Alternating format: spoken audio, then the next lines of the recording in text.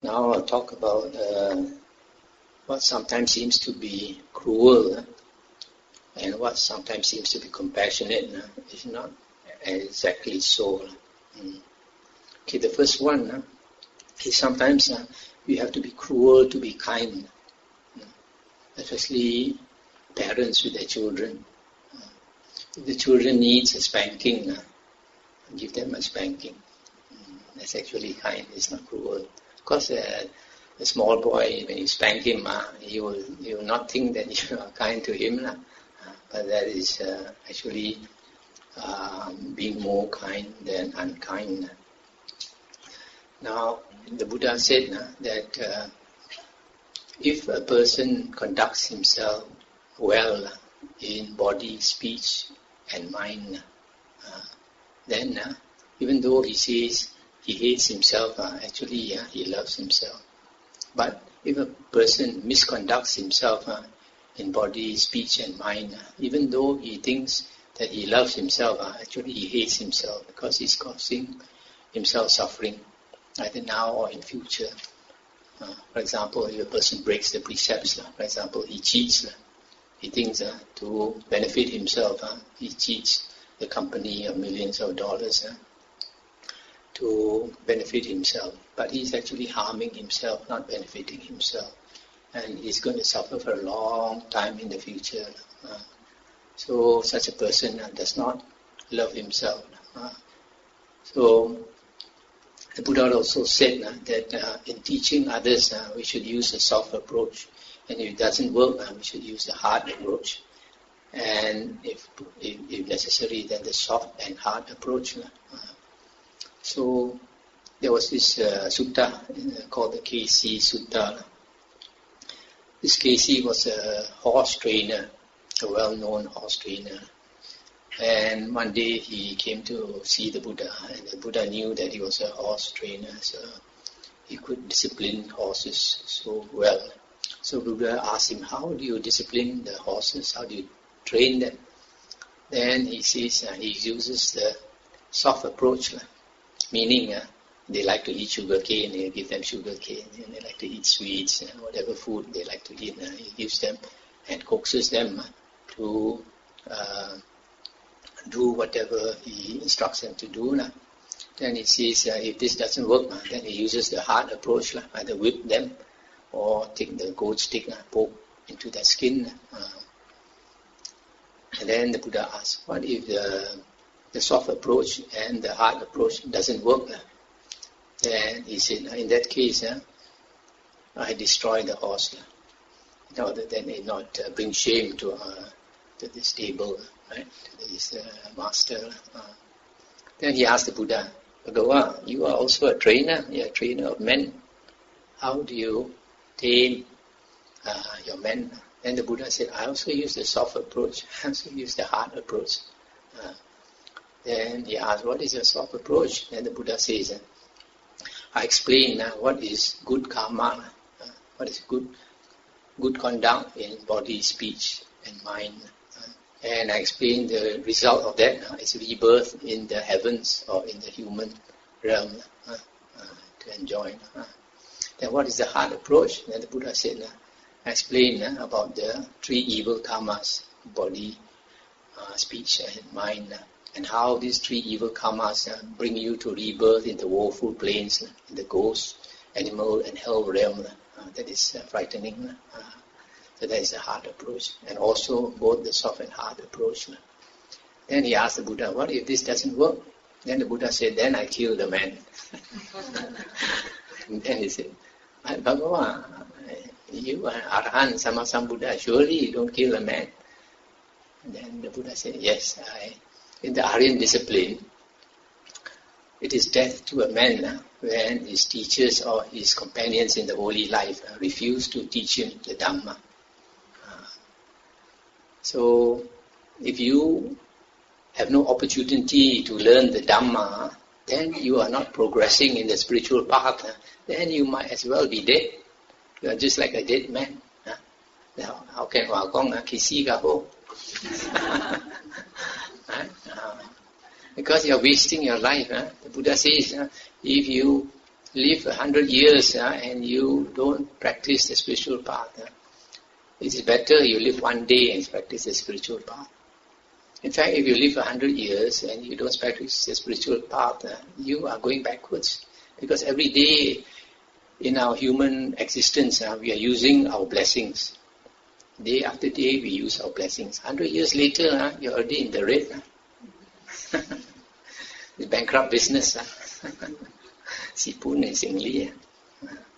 So that is death in the Aryan discipline. So that's why if parents, if children, they need to be taught the hard way, give them the hard way. Sometimes they need to be, you need to use the software. You do your homework. Tomorrow I bring you to McDonald's or something. So give the spanking when it's necessary. Nowadays, the other day, in fact, somebody told me, a lady told me, the husband said, Bhante, I see to spank the child is out of date. It's in the long ago time. He said, nowadays nobody spank their children. The father said. But then you see in the West, they don't spank their children. What do? They ask the child to go up to his room and lock the room, don't come out. Right? That's one way. Another way, favorite TV program, cannot see. These are ways and means to show them you mean business. Right? So that is need to be cruel, to be kind. Now the second thing I'd like to talk about now is in the suttas, one day, this big, huge deva by the name of Rahu, is an asura, very huge. One day he caught the moon deva. Chandima caught the moon deva, was about to kill the moon deva. I don't know why, maybe he wants to eat him up or what. So this moon deva called out to the Buddha for help. Then the Buddha is not always in deep samadhi, so the Buddha happened to know. And then the Buddha responded by talking very loudly to this Rahu, Sasura, asking Rahu to release this Chandima Deva. Said, the Buddha has compassion for beings, and this Deva has called out to my name, so you release him. So this Rahu, when he heard this loud sound of the Buddha, quickly released this moon Deva and flew back to his Asura heaven and was trembling from head to foot, shaking all over. So the Asura king saw him and asked him, what happened to you? Why are you shaking like a leaf? Then he told him what happened just now. Then he said, if I had not released that Chandima Deva, my head would have split into 7 pieces. So you see, when the Buddha gives instruction like that, and they don't heed it, the head can split into 7 pieces. Is that being unkind? That's not being unkind. The Buddha is being compassionate to this Chandima Deva, and he's not causing this Rahu's head to split. If the Rahu did not respond to the Buddha's instruction, his head would have split. That is his own doing, right? So you see, why? From here you can see maybe why 99.9% of Pachika Buddhas don't teach. If they teach, and you don't listen to the Pachika Buddha, creating very bad karma. That's why in the suttas, whenever the Buddha teaches the Dhamma, anybody he teaches to will become a stream enterer. If that person cannot become a stream enterer, the Buddha will not teach him. Because the Buddha teach him and he doesn't become a stream enterer, he's creating very, very bad karma. Right? He does not believe what the Buddha says. Right? And the same thing happened another time with the Sun Deva. Sun Deva also was caught by this huge Rahu, and the same thing happened. Now, in the suttas, we find that one of the previous Buddhas was called Kakusanda Buddha. And because he was preaching the Dhamma and bringing people out of samsara, Mara, Satan, was very angry, wanted the Buddha to stop his work. So he tried ways and means to stop the Buddha, and did not work. Whenever he tried, the Buddha would tell his disciples, Mara is trying to do this, Mara is trying to do that, so he don't react.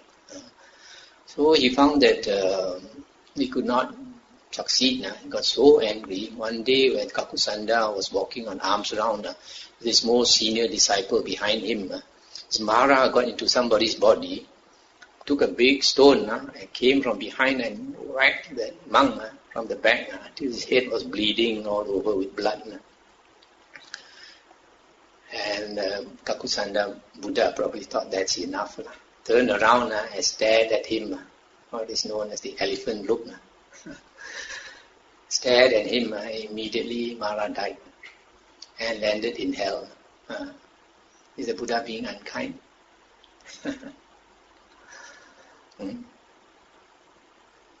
The Buddha probably thought, you stop here and now.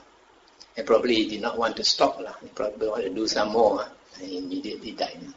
So in the same case, it's like just now, the Buddha gave an instruction. He stopped doing it. He doesn't want to stop. So he has to reap the natural karma of going to hell. But it's better for him to go to hell now, instead of creating some more evil karma against the Buddha and his disciples. And then he will go to hell for a much longer time, right? So, who was this person? He went to hell, was reborn in hell. Then he said that he had a fish head and a human body in hell. And after suffering for a long time in hell, he came back to the earth, to the human realm, and was reborn as Mahamoggallana. Moggallana the Great. So the Mahamoggallana was talking about his previous life. So sometimes we see like this, we don't have the wisdom, we think, this person acts in such a way, he's not compassionate. It's not so.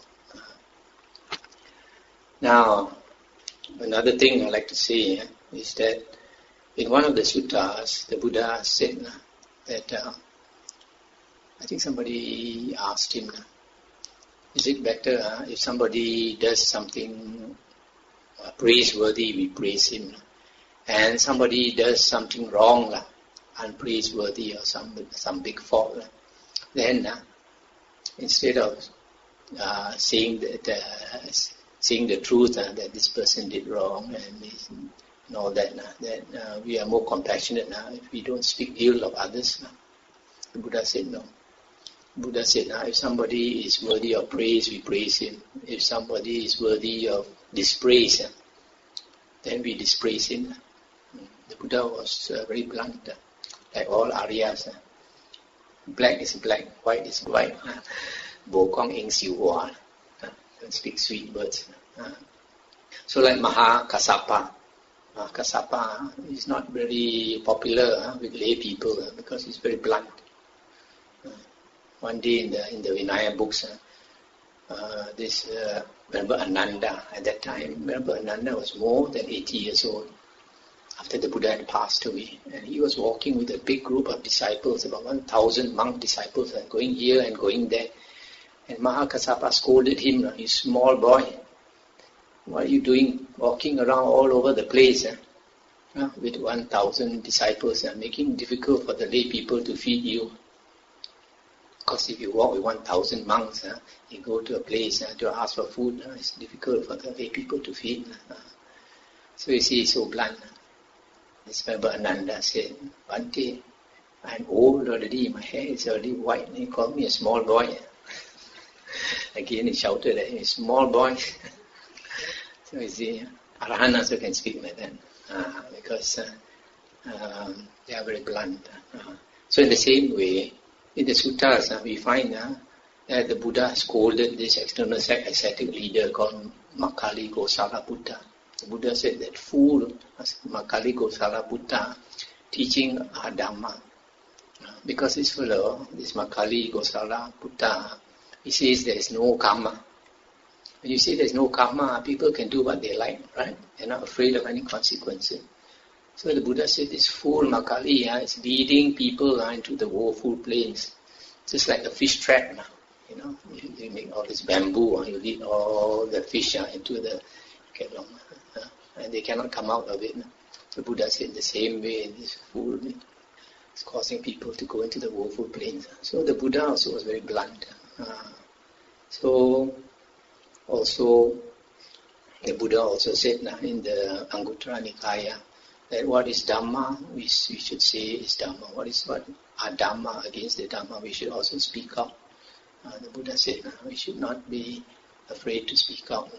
But then if you speak out very often, you are unpopular. So the Buddha also was unpopular actually during his days. That's why in the Sutta, the Buddha said, I don't quarrel with the world. The world quarrels with me. He who speaks the Dhamma does not quarrel with the world. So we have to be blunt. Now another one I'd like to talk about is some people like to rescue animals. That is quite good, but then it's one of those things that you can't help very much. We have this SPCA, Society for the Prevention of Cruelty to Animals. Their aim is very good, very noble. In England, they call it Royal Society for the Prevention of Cruelty to Animals.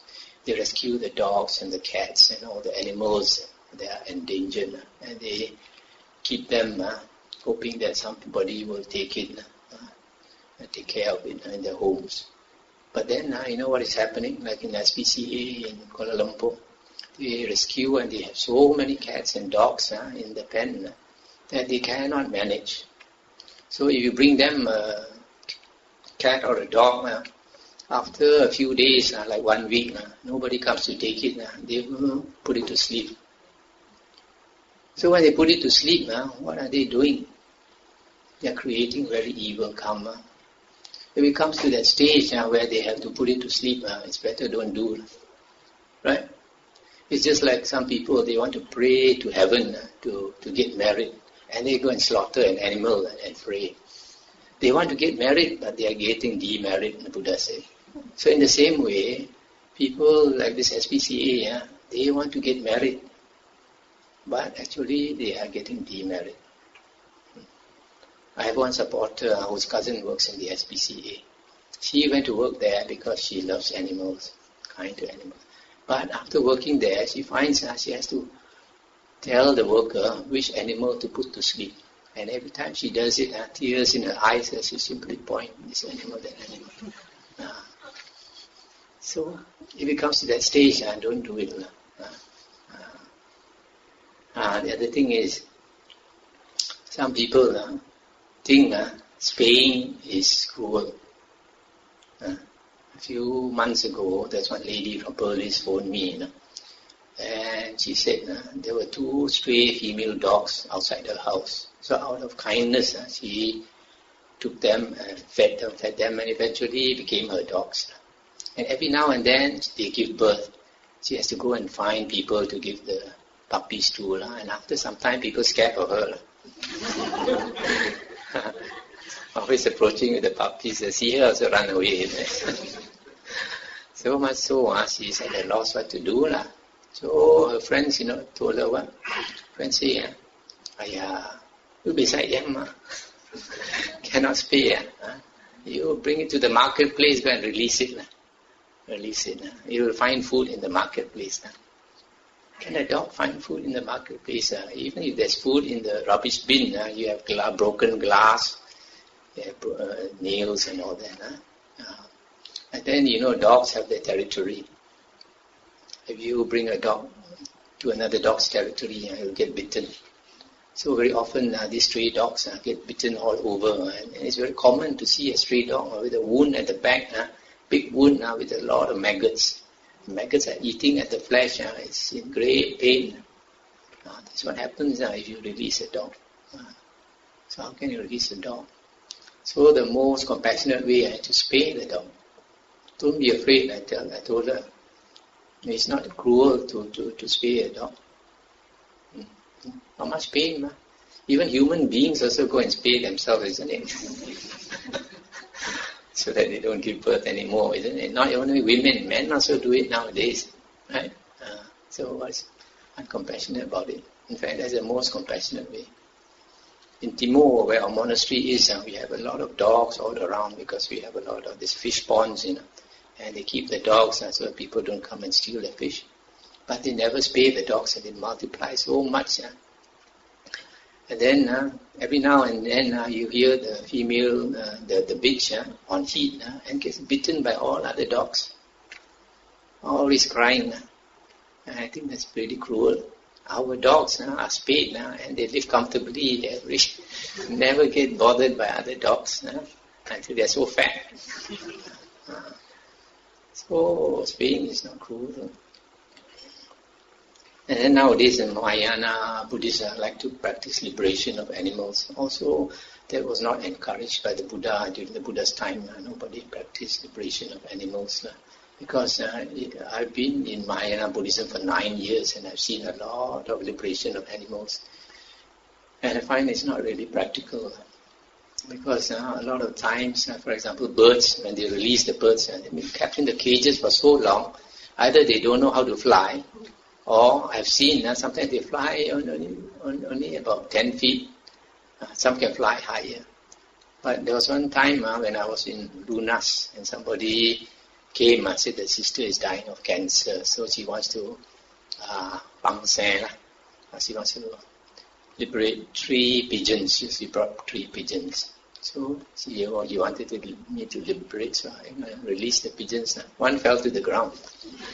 Second one flew up about 10 feet. Third one flew up about 20 feet. So the one that fell to the ground, we had to catch it and put it in the cage. The next day, the one about 10 feet fell to the ground. Because I had no food to eat the whole day. So I was so weak, I fell to the ground. So I saw the cat coming, quickly caught it, put it in the cage.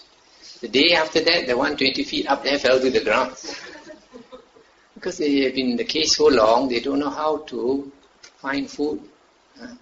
There's a time also, some people, when I was living on Penang Hill in the cave, somebody brought pigeons also to release. And some flew, and some dare not fly out also, want to stay in the cage. They feel safer in the cage. And I've seen also when I was in America, they release a lot of birds, A few days later, we find the birds' feathers on the ground. Because there's a lot of eagles around. And these pigeons, they don't know where to hide. So they are easy prey for the eagles. And sometimes they release the tortoises. They buy the tortoises, they release in the river. And then a few weeks later, you find the shell of the tortoise. Because it's not used to that place. It doesn't know how to find food in that place. And the place is so rocky and it's not the right place to release it. Tortoises, they need a place where there's a lot of plant life, shelter, but there's no plant life there. Another time I was staying in Seattle, they released one tortoise in the garden, thinking it would be safe in the garden. A few days later, I smelt it, the corpse. Got killed by a badger. So a lot of the times, liberation is not practical. Well, of course, if you see somebody about to slaughter a sikachua, iguana or something, you can buy and liberate it. And the last one is meat eating. A lot of people think that it is cruel to eat meat, but the Buddha did not encourage vegetarianism because the Buddha is very practical. In fact, one of his disciples, Devadatta, asked the Buddha to make a rule so that all monks should only eat vegetarian food, and the Buddha said no. The Buddha said, meat that has 3 conditions is pure. If you do not see, you do not hear, and you do not suspect that the animal was purposely killed for you, then there's no evil karma in eating the meat. Because when we eat the meat, for example, you go to the market and you buy pork, it's already slaughtered, or fish already dead. you are actually not causing the death of those animals. But a lot of people think because we eat meat, and people slaughter more animals. But they fail to realize that even if the whole world became vegetarians, there will still be slaughter of animals, killing of animals. Because, for example, now dogs without licenses, the government employs people to kill them, because if they multiply too much, then they will have rabies and they will bite people and all that. So the government finds it necessary. In fact, I think last year, in China, there was a place where the dogs were biting people and they had to shoot all the dogs. So the same with other animals. If we allow them to multiply, they'll multiply so fast that they'll be eating all the crops and walking on the streets and all that. So they will still be eliminated. So only thing is the world itself is cruel. We cannot change the fact that the world is cruel. That's why the Buddha said the world is dukkha. In fact, in the Bible says that the world is cruel. So Buddha only told us to be careful, not to have the direct karma of killing. The indirect karma, we cannot help. Even staying in a house, you are contributing to more housing estates being created. When they want to create a housing estate, they have to bulldoze the land, clear the land. A lot of animals die. A lot of animals cannot survive. Because you want to use electricity, government builds dams. When they build dams, the river is flooded. A lot of animals die. Same, because you want to use household items, then factories are made. They have to clear the forest, etc. Now this argument that because we eat animals, more animals are slaughtered. If that is valid, then we cannot sit in cars. We cannot drive cars because according to statistics, every day 2,000 human beings are killed on the roads every day, and countless animals. So if we make more cars and more vehicles, more people will be killed, right? So are you contributing the death to more people? In fact, I thought of one simile. If there's a serial killer and then around and he has killed many people, and then all the people in the town be afraid to go out at night, and they ask the police to catch the man. So after much investigation, the man is caught, then he's tried, and then sentenced to death, and then he's hanged, for example. Now, this man has to die, okay? Who has the biggest evil karma? If you really think about it, it's actually the hangman who actually hangs him. The second is the judge. Of course, the hangman can say, I only cari makan to feed my wife and children. I didn't sentence him to death. The judge sentenced him to death. And then the judge will say, I only sentenced I didn't do the act. You were the one who did the act. So the second most evil karma is the judge. Policeman, no evil karma. How about you? Actually, he has to die because of all of you, right? To safeguard all of you, he has to die. So you all got sin. Ultimately, it's for all of you that he has to die. But you have no evil karma, even though you contribute to his death. So in the same way, when an animal is killed to feed human beings, the most evil karma is the person who does the slaughter. The person who slaughters the chicken, or slaughters the pig, etc. The second most evil karma is the person who rears the animal to be slaughtered. Because from the beginning, he already has this idea in mind to sell it to be slaughtered, right? But the person who eats the slaughtered meat has no evil karma. In the same way. So it's a very good simile. So I shall end here.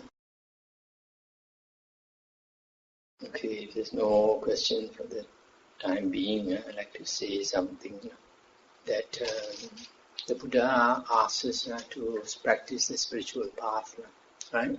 Get out samsara. But not everybody can practice a spiritual path. Why? Because we are all at different levels. All at different levels. Spiritual maturity is different. So those who are spiritually mature, ready to practice a spiritual path, they will practice a spiritual path either as a monastic or as a lay person. But there are some people, their blessings is so low that they cannot practice. They try to meditate and all that, their mind is very disturbed. They can't do it. Such people, they need to create more good karma by doing good deeds.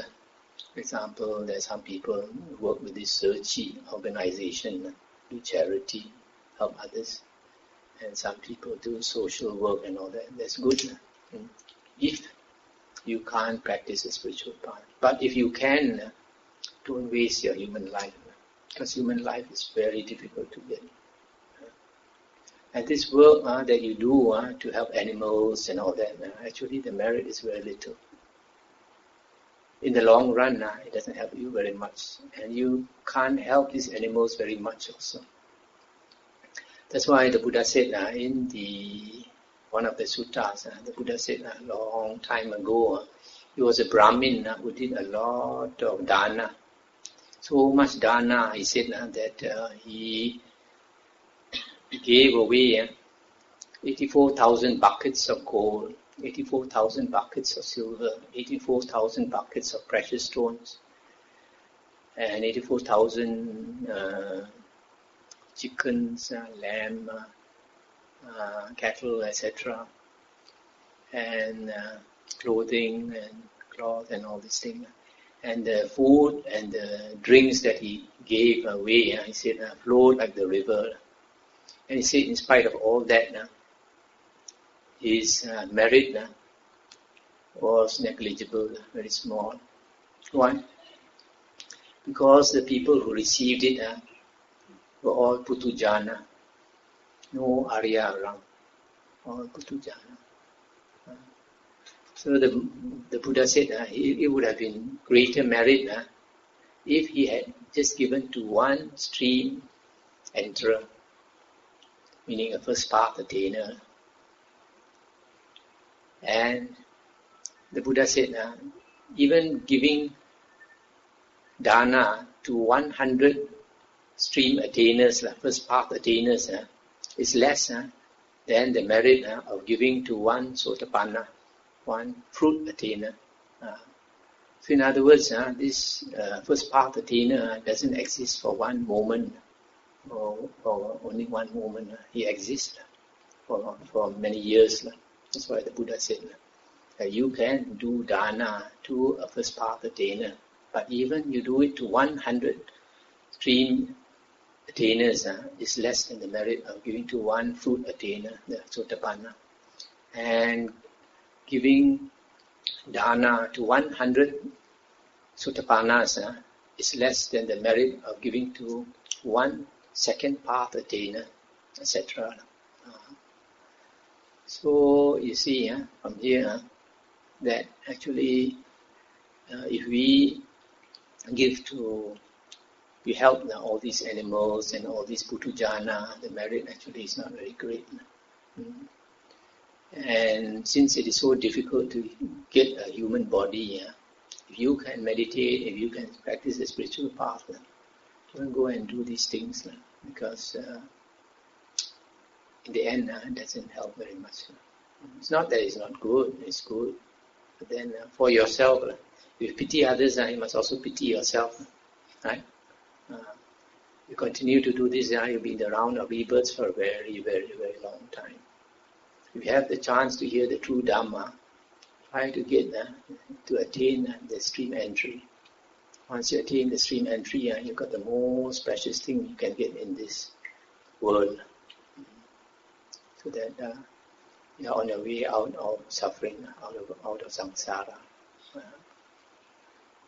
So only those people who can't practice meditation, who can't hear the suttas. There's some people's minds are so disturbed, they cannot hear the suttas.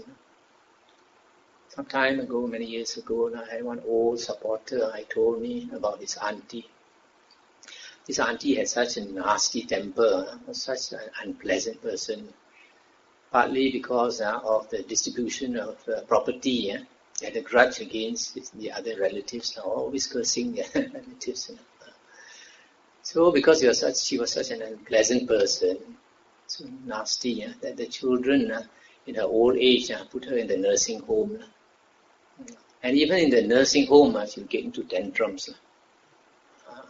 So rage, such a rage, and nobody can control her.